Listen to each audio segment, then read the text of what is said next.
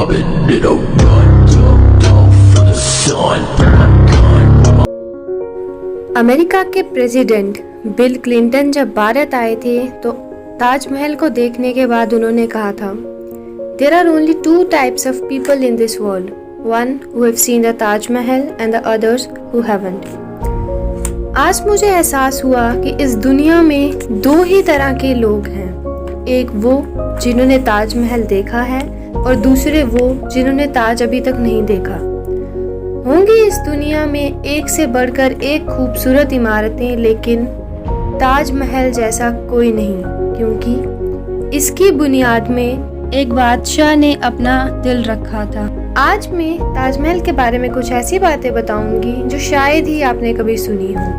हजारों टूरिस्ट जो ताजमहल देखने आते हैं वो ये नहीं जानते कि जो वो सामने देख रहे हैं वो ताजमहल का पिछला हिस्सा है। दरअसल जो शाही दरवाजा है वो नदी के किनारे दूसरी तरफ है। आज ज्यादातर टूरिस्ट ताज को वैसा नहीं देख पाते जैसा कि शाहजहां चाहते थे। मुगल काल में ताज तक पहुंचने के लिए नदी की मुख्य रास्ता थी। ये एक तरह का हाईवे था। बादशाह और उनके शाही मेहमान नाव में बैठकर आते थे। नदी के किनारे एक चबूतरा हुआ करता था। नदी बढ़ती गई और वो बहुत पहले ही नष्ट हो गया। बादशाह और उनके मेहमान उसी चबूतरे से ताज आया करते थे। नेक्स्ट, ये कहा जाता रहा है कि शाहजहां ने ताजमहल बनवाने वाले मजदूरों के हाथ कटवा दिए थे, लेकिन ये बात एक अफवाह जैसी लगती है क्योंकि इस बात का कोई प्रमाण मौजूद नहीं है। बहुत से इतिहासकारों का मानना है कि शाहजहां ने मजदूरों और कारीगरों को जिंदगी भर की पगार देकर उनसे एक करारनामा लिखवाया था कि वो ऐसी कोई दूसरी इमारत नहीं बनाएंगे। नेक्स्ट पॉइंट, ताजमहल की जो चार मीनारें हैं ये बिल्कुल सीधी नहीं खड़ी हैं, बल्कि चारों बाहर की ओर हल्की झुकी हुई हैं और इन्हें ऐसा ही बनाया गया था ताकि भूकंप जैसी आपदा आने पर अगर ये गिरे भी तो बाहर की तरफ गिरे और मुख्य मकबरे को कोई नुकसान ना पहुंचे। नेक्स्ट पॉइंट, कुतुब मीनार भारत की सबसे ऊंची मीनार है, लेकिन शायद आपको जानकर हैरानी होगी कि ताजमहल की ऊंचाई कुतुब मीनार से भी ज्यादा है। ताजमहल 73 मीटर ऊंचा है, जबकि कुतुब मीनार की ऊंचाई 72.5 मीटर है। नेक्स्ट पॉइंट, दुनिया में जितनी भी ऐतिहासिक इमारतें मौजूद हैं उनमें से सबसे सुंदर कैलीग्राफी ताजमहल पर हुई है।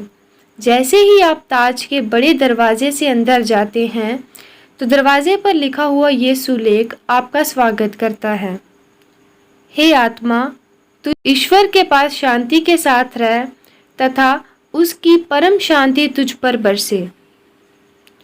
नेक्स्ट पॉइंट, ये कैलीग्राफी टुलुत लिपि में है। इस कैलीग्राफी को डिजाइन करने वाले का नाम अब्दुल हक था, जिसे ईरान से बुलाया गया था। शाहजहां ने उसकी चौंकाने वाली कला को देखते हुए उसे अमानत खान नाम दिया, एक उपाधि के तौर पर। नेक्स्ट पॉइंट, शाहजहां बादशाह बने वो मुगल सल्तनत का सबसे सुनहरा दौर था। यह यूं कहें कि शाहजहां का ज़माना मुगल हुकूमत की पसंद जैसा था। चारों तरफ अमन और खुशहाली थी। प्रजा के लिए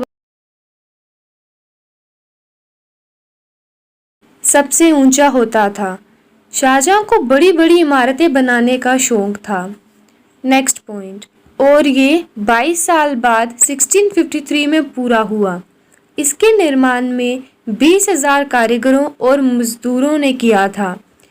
वास्तुकला का एक शानदार नमूना, दुनिया में इससे बेहतर दूसरा कोई नहीं है। ताजमहल के निर्माण के लिए हर चीज़ को हीरे की तरह परख कर चुना गया था। ताजमहल की दीवारों में जो नक्काशी है इसकी तकनीक इटली के कारीगरों से सीखी गई थी। उज़्बेकिस्तान के बुखारा से संगमरमर को तराशने वाले कारीगर बुलाए गए थे। ईरान से संगमरमर पर कैलीग्राफी करने वाले बुलाए गए थे।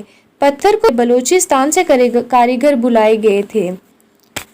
1857 की क्रांति के दौरान अंग्रेजों ने ताज को काफ़ी नुकसान पहुंचाया था। उन्होंने लेबिस लिली जैसे कई बेशकीमती रत्नों को ताजमहल की दीवारों से निकाल लिया था।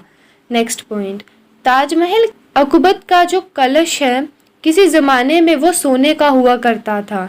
19वीं सदी की शुरुआत में सोने के कलश को बदलकर कांसे का कलश लगा दिया गया था। नेक्स्ट पॉइंट, दावे के साथ नहीं कह सकते कि ताजमहल को किसने डिज़ाइन किया था, लेकिन यह कह सकते हैं कि 37 लोगों की एक टीम ने मिलकर ताजमहल का नक्शा तैयार किया था। ये 37 वास्तुकार दुनिया के दूर दूर के कोने कोने से बुलाए गए थे। नेक्स्ट पॉइंट, ताजमहल की नींव बनाते समय ताज के चारों ओर बहुत से कुएं खोदे गए। इन कुओं में ईंट पत्थर के साथ साथ अबनूस और महोगनी की लकड़ियां डाली गई थी। ये कुएं ताज की नींव को मजबूत बनाते हैं। कहा जाता है कि अबनूस और महोगनी की लकड़ियों में ये खासियत होती है कि इन्हें जितनी नमी मिलती रहेगी ये उतनी ही फौलादी और मजबूत बनती जाती हैं, और इन लकड़ियों को नमी ताज के आसपास बहने वाली यमुना नदी से मिलती है। यमुना के पानी का स्तर हर साल घट रहा है और लकड़ियों में नमी की कमी आ गई है। यही वजह है कि सन 2010 में ताज में दरारें देखी गई।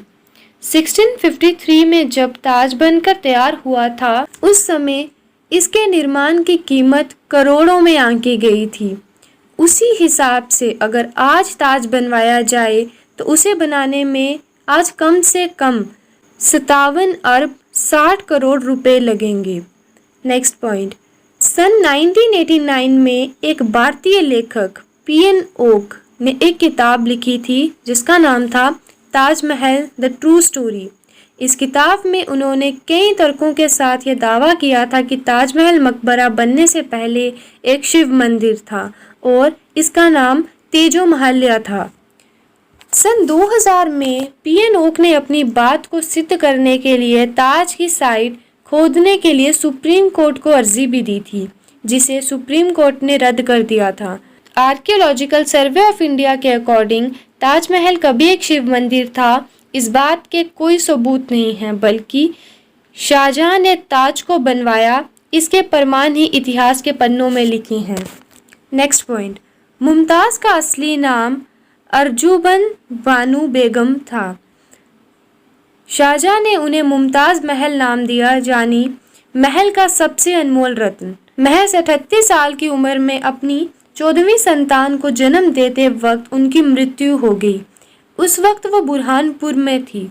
अपनी प्रिय बेगम की मृत्यु से बादशाह बेहद दुखी हो गए, जैसे उनकी जिंदगी ही तबाह हो गई हो, और आखिर उनकी याद में शाहजहां ने ताज को बनवाने का फरमान जारी किया। नेक्स्ट पॉइंट, पहले मुमताज़ को बुरहानपुर में ही दफनाया गया। इसके बाद शाहजहां ने ताज को बनवाना शुरू किया। तब बुरहानपुर से मुमताज़ के शव को निकालकर यहाँ ताजमहल बन रहा था, उसके पास एक बगीचे में दफनाया गया। ताजमहल को तैयार होने में 22 साल लगे। तब तक मुमताज़ का शव बगीचे में बनी कब्र में ही दफन रहा। बाद में उसे ताजमहल के अंदर मुख्य गुंबद के नीचे दफनाया गया। शाहजहां का सारा ध्यान ताज को एक खूबसूरत रूप देने में लगा रहा। इसी बीच शाहजहां के ही बेटे औरंगजेब ने आगरा पर हमला कर दिया और अपने पिता को कैद कर लिया। शाहजहां से पूछा गया कि वो क्या चाहते हैं, तो उन्होंने कहा कि उन्हें एक ऐसी जगह पर कैदी बनाकर रखा जाए जहां से वो सीधे ताज को देख पाएं, और उनकी ये ख्वाहिश पूरी कर दी गई। कैद में रहते हुए भी शाहजहां हर वक्त ताज को देखते रहते और वहीं उन्होंने अपनी जिंदगी की आखिरी सांस ली। मृत्यु के बाद उन्हें मुमताज़ के साथ ही ताजमहल में दफनाया गया। एक हारे थके बादशाह को भी अगर किसी ने गिरने नहीं दिया तो वो मुमताज़ के लिए उनका बेपनाह प्यार था। जिस लगन से प्यार की ये अनोखी निशानी बनकर तैयार हुई, उसकी मिसाल आज पूरे देश के सामने है। कवि रविंद्रनाथ टैगोर ने ताजमहल के बारे में लिखा है, वक्त की गाल पर एक आंसू, हमेशा हमेशा के लिए। उन्होंने ताज की छवि वक्त के गाल पर एक थमे हुए आंसू के रूप में बयां की है। शाहजहां जानते थे कि ये दौलत, ताकत, उन्होंने सोचा कि एक ऐसी शानदार चीज़ बनाई जाए जो हमेशा रहे, और शाहजहां ने अपनी प्रिय की याद में ये सुंदर ताजमहल बनवाया। आज बादशाह नहीं रहे, उनकी हुकूमत नहीं रही, उनकी सल्तनत को भी ख़त्म हुए कई ज़माने गुजर गए, बस एक ताज है जिसने बादशाह की सदियों पुरानी प्रेम कहानी को खुद में संजोए रखा है। आखिर में मैं बस इतना कहना चाहूँगी, प्रकृति की गोद में चांद सी जगमगाती ये भव्य सदियों से दो प्रेमियों के प्यार की अमर कहानी सुनाती आई है और सदियों तक सुनाती रहेगी, सदियों तक सुनाती रहेगी। तो आज की वीडियो में बस इतना ही। तो कैसी लगी आपको आज की वीडियो कमेंट सेक्शन पे ज़रूर बताइए। Till then take care, have fun and keep rocking. Sun.